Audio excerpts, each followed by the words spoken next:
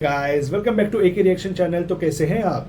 I hope आप सब ठीक होंगे। तो आज हम लोग रिएक्ट करने वाले टॉप न्यूज़ 26 साल बाद भारत पर लगाया गया बैन, 24 घंटे के अंदर भारत का काउंटर अटैक। सो आज हम लोग ये वीडियो देखने वाले हैं। सो इस वीडियो में बहुत सारी चीज़ें बताई गई हैं। सो ओरिजिनल वीडियो का लिंक आपको डिस्क्रिप्शन में मिल जाएगा। सो प्लीज़ जाके चेकआउट करिए। सो लेट्स स्टार्ट 3, 2, 1 गो। दोस्तों, स्वागत है आपका इनसाइट नॉलेज की एक और डिफेंस और वर्ल्ड अफेयर से जुड़ी न्यूज में। आज की टॉप हेडलाइन ये रही, अडानी डिफेंस के द्वारा 2 नए रॉकेट भारतीय आर्मी के लिए बनाए जा रहे हैं। भारत के ऊपर लगे बैन पर पहली बार भारत की तरफ से एक बड़ा reaction ministry of external affair की तरफ से सामने आया है।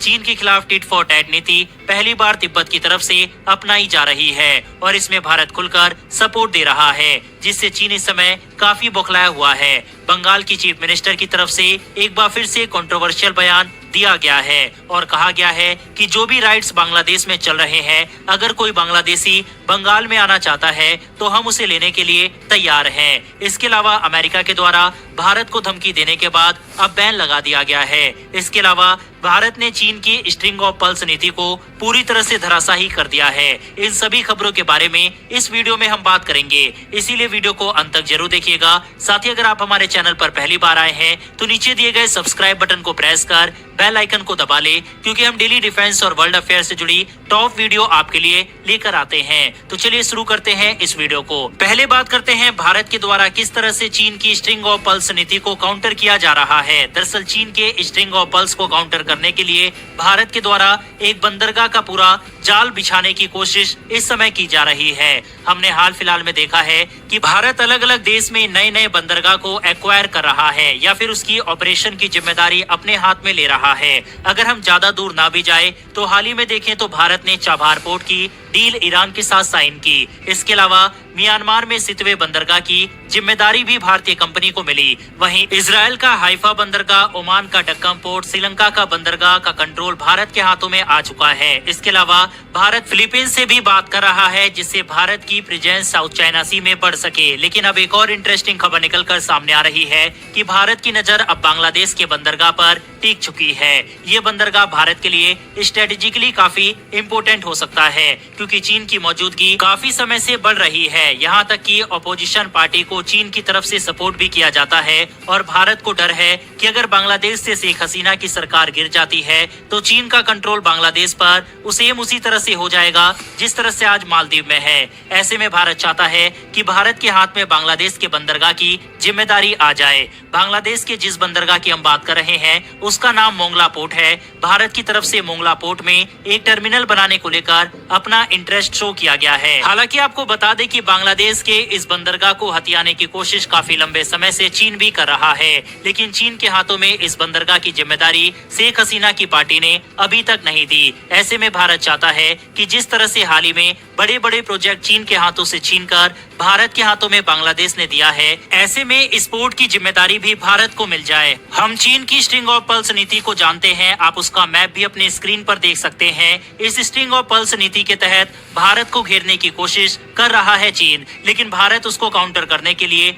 डायमंड ऑफ नेकलेस या फिर नेकलेस ऑफ डायमंड नीति को अपना रहा है। साथ ही भारत साउथ चाइना सी में भी अपनी प्रेजेंस को बढ़ा रहा है और तिब्बत के साथ भी अपने रिश्तों को मजबूत करके चीन को काउंटर करने की कोशिश कर रहा है और भारत की ये नीति काफी हद तक सफल भी हो रही है। हालांकि कुछ लोग हमारे भारत में जो फॉरेन पॉलिसी पर ऊपर से नजर बनाए रखते हैं, वह ये देखकर घबरा जाते हैं कि चीन के संबंध भारत के पड़ोसियों के साथ मजबूत हो रहे हैं, फिर चाहे वह नेपाल हो, मालदीव हो, बांग्लादेश हो या फिर श्रीलंका, और वह ये मान लेते हैं कि भारत की फॉरेन पॉलिसी वीक हो रही है क्योंकि भारत के अपने पड़ोसियों के साथ अच्छे रिलेशन नहीं बन पा रहे। हालांकि अगर हम देखें तो भारत भी वही नीति अपना रहा है जो चीन कर रहा है, जैसे कि साउथ चाइना सी में भारत के relation Philippines, Vietnam, Malaysia, Japan, south Korea से काफी अच्छे हैं और ये सभी देशों के कुछ ना कुछ सीमा विवाद चीन से चल रहे हैं। चीन से आप सोच कर देखिए कि अपनी कोई बहुत ही खतरनाक मिसाइल मान लो चीन बांग्लादेश को दे दे तो ये न्यूज कितनी बड़ी बन जाएगी, लेकिन भारत ने तो चीन के पड़ोस में ऐसा करके भी दिखा दिया है और फिलीपींस को अपनी ब्रह्मोस सुपरसोनिक क्रूज मिसाइल दे भी दी है। इसके अलावा अन्य साउथ चाइना सी के देश भी भारत से ये मिसाइल खरीदने में इंटरेस्ट दिखा रहे हैं। इसीलिए जो पैंतरा चीन खेल रहा है, भारत उसको भी काउंटर कर रहा है। साथ ही भारत के रिलेशन अब बांग्लादेश, श्रीलंका और नेपाल से भी काफी बेहतर हो रहे हैं। हालांकि नेपाल पर हमारी नजर रहेगी, क्योंकि नेपाल में सत्ता परिवर्तन हुआ है और ऐसे में ओली की पार्टी पहले जैसी नीति अपनाती है या फिर भारत के साथ अच्छे संबंध रखती है, इस पर आने वाले समय में नजर होगी। बहरहाल बढ़ते हमारी अगली खबर की तरफ। ये खबर दोस्तों काफी ज्यादा शॉकिंग है और ये खबर आ रही है अमेरिका से, जहां पर बाइडेन ने अपना नाम वापस ले लिया है प्रेसिडेंशियल कैंडिडेट से, यानी कि ट्रंप के खिलाफ अब वह चुनाव नहीं लड़ने वाले। हालांकि इसके ऊपर रिपोर्ट हमने एक हफ्ते पहले भी आपको दे दी थी कि ऐसा हो सकता है और फाइनली बाइडेन ने अपना नाम वापस ले लिया है और इसके पीछे कारण उनकी हेल्थ और जिस तरह से अपने बयान वगैरह भी सही तरह से डिलीवर वह नहीं कर पा रहे, यह मेन कारण है और इसकी वजह से काफी ज्यादा प्रेशर उनके ऊपर क्रिएट हो रहा था, जिस कारण से अब उन्होंने ये बड़ा फैसला लिया है, यानी कि अमेरिका को अब अपना अगला नया राष्ट्रपति मिलने वाला है। अब पूर्व राष्ट्रपति ट्रंप होते हैं या फिर कोई नया राष्ट्रपति बनता है, ये तो आने वाले समय में ही पता लगेगा। लेकिन जिस तरह से लोगों का मूड अचानक से ट्रंप की तरफ शिफ्ट हुआ है, उससे ऐसा लगता है कि एक बार फिर से ट्रंप जीतकर आने वाले हैं। ऑलरेडी काफी लोग उनके पक्ष में थे जब पहली डिबेट ट्रंप और बाइडेन के बीच हुई थी, लेकिन उसके बाद जब ट्रंप के ऊपर अटैक हुआ तब लोगों का मूड एकदम से और भी चेंज हो गया और लोगों का रुख और लहर ट्रंप की तरफ और भी ज्यादा मुड़ चुकी है। आपको क्या लगता है कि अगली बार ट्रंप राष्ट्रपति बनने वाले हैं या फिर नहीं? इस पर अपनी राय कमेंट बॉक्स में लिखकर बताइएगा। बहरहाल बढ़ते हमारी अगली खबर की तरफ और ये खबर तुर्की से निकलकर सामने आ रही है। हाल ही में ये खबर निकलकर सामने आई थी कि तुर्की ने भारत के ऊपर बैन लगा दिया है और भारत को किसी भी तरह का डिफेंस प्रोडक्ट वगैरह सप्लाई नहीं करेगा। हमने जब ये न्यूज कवर की थी तब भी हमने आपको बताया था कि भारत तो कोई डिफेंस प्रोडक्ट वगैरह तुर्की से ले ही नहीं रहा, तो इस बैन का कुछ भी तुक समझ में नहीं आ रहा और ये या तो फेक न्यूज है या फिर सिर्फ एक पॉलिटिकल स्टंट है पाकिस्तान को खुश करने के लिए। वहीं अब इसके ऊपर भारत की मिनिस्ट्री ऑफ एक्सटर्नल अफेयर की तरफ से ये साफ कर दिया गया है कि ये खबर पूरी तरह से फेक है। बहरहाल बढ़ते हमारी अगली खबर की तरफ। ये खबर दोस्तों एक बार फिर से काफी ज्यादा शॉकिंग है, क्योंकि बंगाल की चीफ मिनिस्टर ममता बनर्जी की तरफ से एक कंट्रोवर्शियल बयान दिया गया है और उनकी तरफ से ये कहा गया है कि जिस तरह के राइट्स वगैरह बांग्लादेश के अंदर चल रहा है, अगर उनके दरवाजे पर यानी कि बांग्लादेश की सीमा पर लोगों की भीड़ आती है तो हम उन्हें अपने यहाँ पर शरण देने के लिए पूरी तरह से तैयार है। आपको बता दें, अवैध शरणार्थियों को लेकर भारत ऑलरेडी काफी लंबे समय से परेशान है और इनको वापस उनके देश में भेजने को लेकर नीति वगैरह बनाने के ऊपर भी काम कर रहा था। लेकिन अब वेस्ट बंगाल की चीफ मिनिस्टर की तरफ से ये कहना कि अगर लोग हमारे यहाँ आना चाहते हैं तो हम उन्हें ले लेंगे, ये सीधा सीधा एक इन्विटेशन है उन लोगों को जो भारत के अंदर अवैध रूप से आना चाहते हैं। आपको बता दें, इससे काफी ज्यादा वोट बढ़ता है ममता बनर्जी को और वह लोग ममता बनर्जी को वोट भी देते हैं, तो इनसे ममता बनर्जी का वोटर बैंक ही बढ़ेगा। लेकिन ये भारत की सिक्योरिटी और भारत के लिए कितना खतरनाक हो सकता है, इसका अंदाजा शायद ममता बनर्जी लगा भी नहीं सकती, या फिर वह आने वाले खतरे को अनदेखा कर रही है या जानबूझकर ऐसा कर रही है। इस पर अपनी राय कमेंट बॉक्स में लिखकर बताइएगा। बढ़ते हमारी अगली खबर की तरफ। ये खबर दोस्तों अडानी ग्रुप की तरफ से निकलकर सामने आ रही है। भारत की अडानी डिफेंस और एरोस्पेस ने फ्रांस की बड़ी कंपनी थेल्स के साथ मिलकर 2 अत्याधुनिक 70 mm रॉकेट सिस्टम बनाने का फैसला किया है। ये रॉकेट सिस्टम भारत में ही बनाए जाएंगे। इस समझौते के तहत अडानी डिफेंस भारत में उत्पादन प्रक्रिया की जिम्मेदारी निभाएगा। ये कदम भारत के मेक इन इंडिया अभियान को मजबूती देगा, जिससे घरेलू रक्षा क्षमता बढ़ेगी और विदेशी आयात पर निर्भरता कम होगी। पहला रॉकेट है FZ-275 लेजर गाइडेड रॉकेट। यह रॉकेट लंबी दूरी के मिसाइल और छोटे दूरी के हथियारों के बीच की खाई को पाटता है। यह रॉकेट बेहद सटीक है और सॉफ्ट और हल्के बख्तरबंद टारगेट्स पर सटीक हमला कर सकता है। दूसरा रॉकेट है FZ-90 folding fin aircraft rocket. ये भी भारत में ही बनेगा और भारतीय सेना की जरूरतों को पूरा करेगा। दोस्तों, ये कदम न केवल हमारी रक्षा क्षमता को बढ़ाएगा बल्कि मेक इन इंडिया को भी मजबूती देगा। भारत और फ्रांस के बीच साइन हुई इस डील पर अपनी राय कमेंट बॉक्स में लिखकर बताइएगा। बढ़ते हमारी अगली खबर की तरफ। ये खबर दोस्तों एक बार फिर से अमेरिका की तरफ से सामने आ रही है।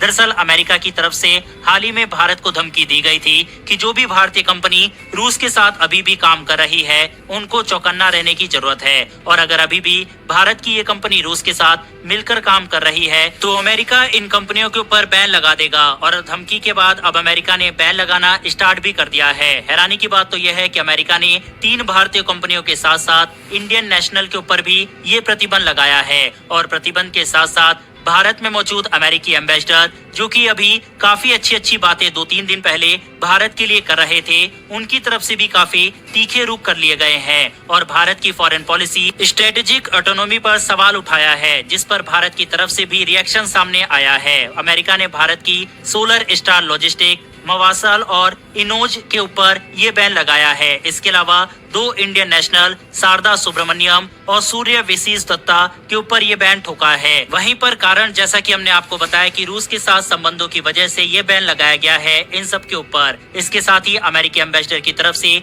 जैसा कि हमने बताया कि बयान भी सामने आया, जिसमें उन्होंने कहा कि भारत के पास स्ट्रेटेजिक ऑटोनॉमी नहीं होनी चाहिए। अब जिनको समझ में नहीं आया स्ट्रेटेजिक ऑटोनॉमी क्या होती है तो मैं आपको बता दूं, इसका मतलब होता है कि भारत अपने इंटरेस्ट को पहले रखता है और उसी के हिसाब से अपनी फॉरेन पॉलिसी डिसाइड करता है। साथ ही किसी एक देश के ऊपर हमारी डिपेंडेंस नहीं रहती और ना ही किसी एक देश के साथ अपने रिश्ते खराब करके भारत चलता है। यानी कि भारत एक बैलेंस अप्रोच अपनाता है और अपने इंटरेस्ट को पहले रखता है। इसी को कहते हैं स्ट्रेटेजिक ऑटोनॉमी और इसी के ऊपर बयान एरिक ग्रेस्टी ने दिया है, जिसका जवाब तुरंत भारत की मिनिस्ट्री ऑफ एक्सटर्नल अफेयर्स की तरफ से सामने आया है। भारतीय स्पोक पर्सन की तरफ से ये कहा गया है कि आप हमसे एग्री करें या डिसएग्री करें, ये आपका ओपिनियन है, लेकिन हमारी फॉरेन पॉलिसी हमें सूट करती है और हम जैसा चाहते हैं वैसी अपनी फॉरेन पॉलिसी अपने इंटरेस्ट के हिसाब से रखेंगे और हमें अमेरिका या फिर किसी देश से इसके लिए पूछने की जरूरत नहीं है। बहरहाल दोस्तों, इस खबर के ऊपर अपनी राय कमेंट बॉक्स में लिखकर जरूर बताइएगा अगर आपने इस वीडियो को यहाँ तक देखा।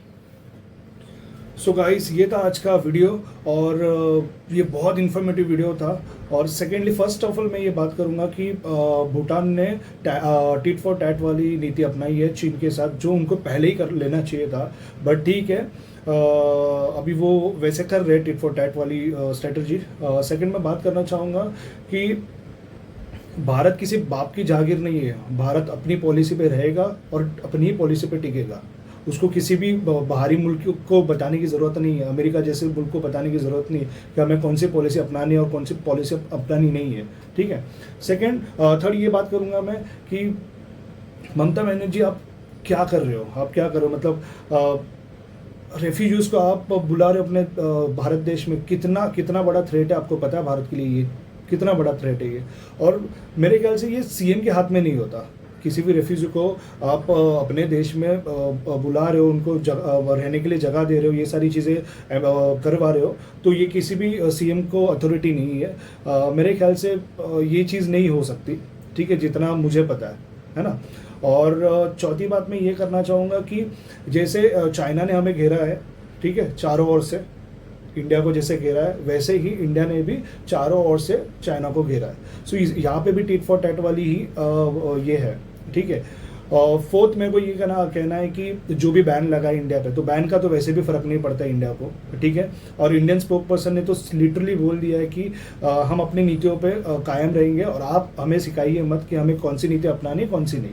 सो ये तो स्ट्रेट फॉरवर्ड वाली बात हुई। तो आज का जो हमारा भारत है और आज की जो हमारी गवर्नमेंट इतनी स्ट्रांग है ना कि मतलब किसी और को हमें सजेशन देने की ज़रूरत ही नहीं है, फर्स्ट ऑफ ऑल, ठीक है। और पांचवी बात मैं ये कहना चाहूँगा कि अदानी जी मतलब डिफेंस सेक्टर में भी आ गए हैं, तो ये भारत के लिए बहुत अच्छी चीज़ है कि प्राइवेट सेक्टर भी डिफेंस में आ रहे हैं और भारत के रक्षा के लिए ये सारी चीज़ें हो रही है, ठीक है। So that's good for us, right.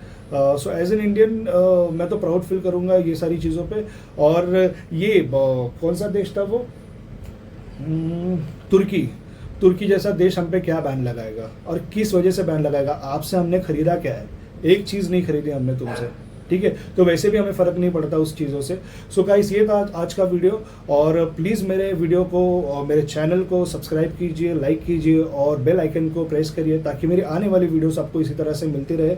So guys, मिलते हैं नेक्स्ट वीडियो में। Bye bye.